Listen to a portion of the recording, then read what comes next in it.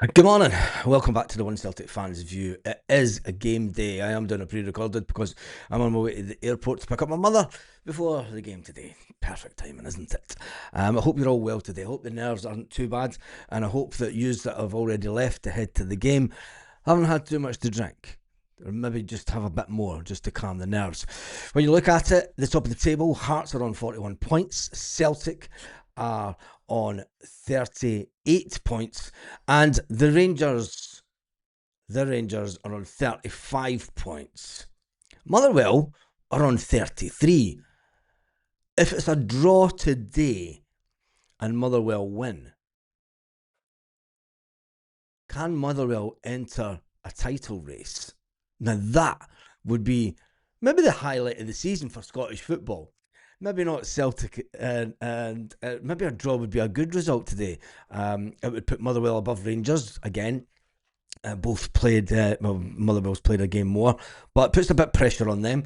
I'm trying to take the positives out of anything that could happen today, to be honest. But there is a little bit of a positive when it comes to Celtic. There has been a long-serving Chelsea scout, James Bell Walker, after spending 9 years working as a senior international scout at Stamford Bridge. He came out on LinkedIn that he has got a job at Celtic. Now I'm going to let you see this because this is an interesting one. We've obviously got Tisdale, who is head of recruitment, and he took to LinkedIn. We'll just make this a little bit short. Senior international scout and recruitment professional, comes out of Manchester. Don't tell me something to do with that group. Let's find out. He's a scouting and recruitment professional with high experience in senior level of academy football during 20 years career. Specialism in emerging talent, directly involved in scouting and recruitment of young players who have gone on to be full senior internationals and established Premier League players, as well as building and rebuilding elite senior squads. Tells you a lot of what's going on at Celtic just now. We are going through a process, and we fully expect. I mean, Wilfred Nancy said yesterday, he alluded to people that had been at the club for 7 years, and I think that he thinks that that's too long for any football player to be at a club.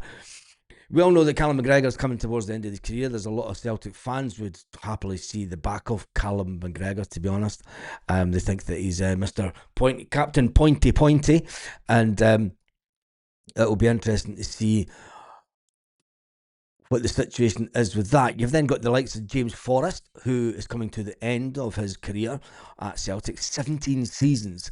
And we kind of hope that he'd went out on a high, but it's looking like he's going to have a season a bit like Scott Brown's final season at Celtic, which wasn't that great.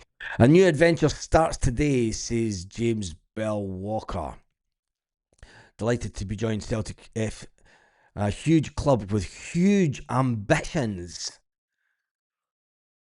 And then there's a lot of congratulations, wishing you well. Well done. Great to join a bigger club with a true history.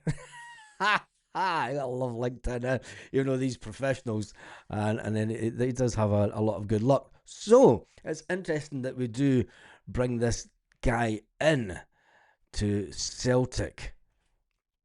And what can he bring to Celtic? Obviously, he's a man that boasts rebuilding of senior squads.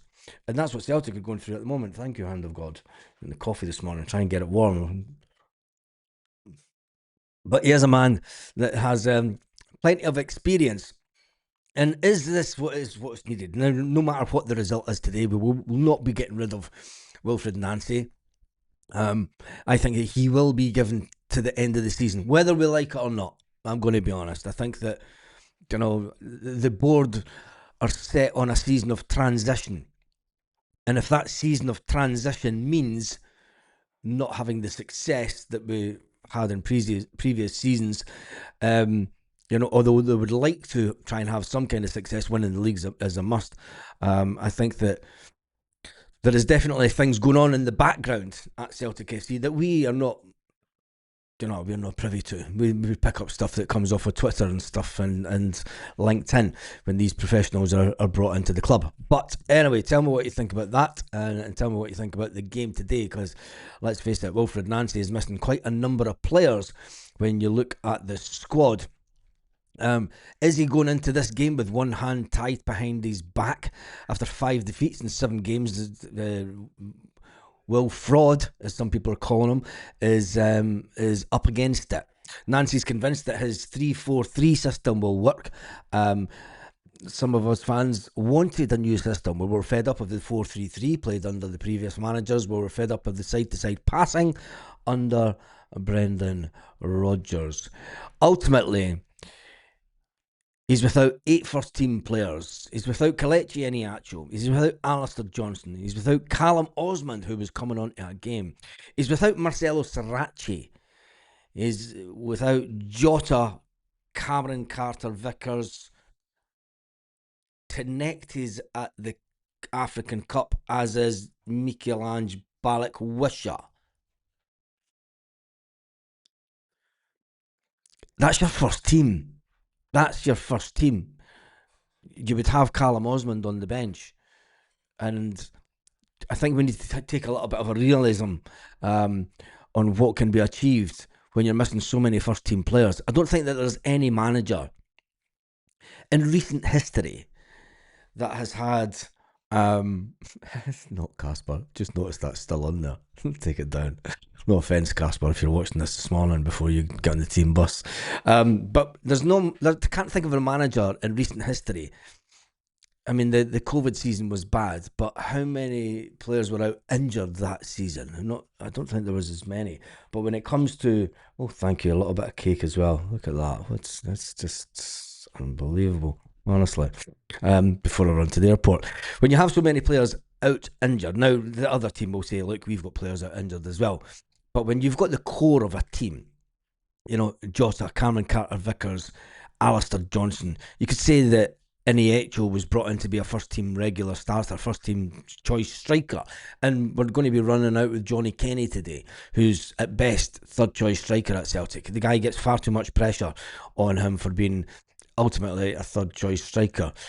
When you look at the fixtures that we have coming up, this game that kicks off 3 hours and 42 minutes at time of recording this, it is 8:47 Celtic Park time when I'm recording this. You look at the games coming up, there is no easy games. Let's just hope that, does the new guy get a start today? Does he get a start? I think he will, because let's face it, there is a player that's been playing in the right back position that's just been not so good, has he? And then we've got 7 days. We've got a week until the next game at Celtic Park, or how many fans will turn out to that, depending on the result today. I think that we could sneak it today. I think that'll be a 2-1 win for Celtic. I think it's at Celtic Park. If we get the fans up, there's a lot of pressure on the fans today. A lot of pressure on the fans to make more noise than that 2,500 in that corner. And without the Green Brigade, who put out a statement yesterday, and I don't know if the boys will be there, but it's up to the fans. The fans have done it before without these ultras groups.